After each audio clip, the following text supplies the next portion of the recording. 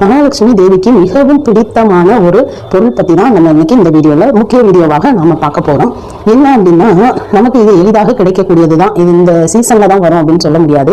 இந்த கரும்பு சாறு கிடைக்கும் இடங்கள்ல கூட இது நம்ம வாங்கிக்கலாம். அது வேற எதுவுமே இல்லை, கரும்பு தான். மகாலட்சுமிக்கு நிறைய விஷயங்கள் பிடிக்கும். அதுல அவங்களுக்கு ரொம்ப ரொம்ப பிடிச்சது இந்த கரும்பு அப்படின்னு நம்ம சொல்ல முடியும்.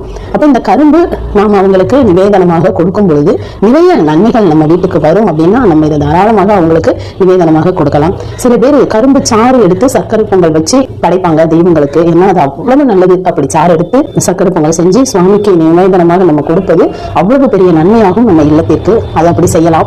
அப்படி செய்ய முடியாத பட்சத்துல நம்ம ஒரே ஒரு கரும்பு துண்டு வாங்கி நம்ம வீட்டுல வச்சு அவங்களுக்கு நிவேதனமாக கொடுக்கலாம். அது மிகவும் நன்மையாகும்.